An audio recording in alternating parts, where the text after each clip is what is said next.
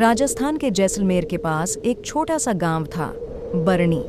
गांव के बाहर एक सूखा हुआ बावड़ी, कुएं जैसा तालाब था, जिसे लोग लाल चूड़ियों वाली बावड़ी कहते थे। कहते हैं बहुत साल पहले एक नवविवाहित औरत अपने पति का इंतजार करते हुए वहीं बैठी रहती थी। उसका पति कभी लौटा ही नहीं और वो उसी बावड़ी में कूद गई। जब पानी सूख गया तो सिर्फ उसकी लाल चूड़ियां और पायल वहीं रह गईं। तब से गांव वालों ने देखा, हर शुक्रवार की रात उस बावड़ी के पास एक औरत लाल जोड़े में बैठी दिखाई देती है।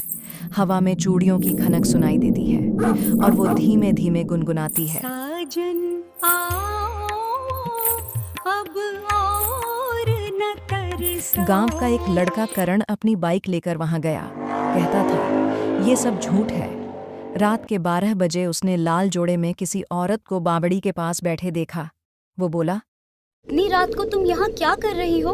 औरत ने धीरे से मुड़कर कहा, तुम मेरे प्रिय हो।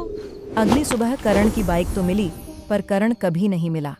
और गांव वाले कहते हैं अब जब भी कोई बावड़ी के पास जाता है, उसे अपने नाम से कोई औरत की आवाज बुलाती है, करण, घर चलो।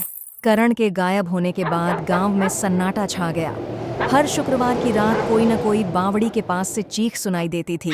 लोगों ने रात को बाहर निकलना बंद कर दिया। आखिरकार सरपंच ने कहा, अब इस बावड़ी का अंत करना ही होगा।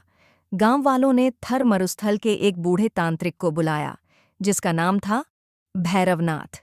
कहते थे वो मृत आत्माओं से बात कर सकता था। भैरवनाथ ने बावड़ी के पास पहुंचकर जमीन पर राख से एक गोल चक्र बनाया और बोला, ने वचन भंग किया है, आत्मा अतृप्त है। कि 12 बजते ही हवा में लाल चूड़ियों की खनक गूंज उठी। बावड़ी से वही औरत निकली, लाल जोड़े में, सिर से पांव तक गीली। उसकी आंखें जैसे अंगारों की तरह जल रही थीं। वो गुनगुनाने लगी, साजन आवो, अब और न तरसाओ। भैरवनाथ ने मंत्र जपना शुरू किया। अचानक बावड़ी का पानी उबलने लगा और हवा में राख उड़ने लगी। औरत चीख उठी, मेरे साजन ने वादा तोड़ा, अब कौन देगा मुझे मोक्ष? भैरवनाथ ने एक लाल चूड़ी उठाकर आग में फेंकी और बोला, तेरा साजन लौट नहीं सकता, पर अब तू शांति पा सकती है। वो औरत धीरे धीरे धुएं में बदलने लगी। उसकी चूड़ियां एक एक करके टूटती चली गईं और आखिरी आवाज आई, अब मैं लौट चली। सुबह जब सूरज निकला, बावड़ी का पानी साफ था और वहां सिर्फ टूटी चूड़ियों की राख रह गई थी। गांव वाले कहते हैं उसके बाद कभी चूड़ियों की खनक नहीं सुनी गई।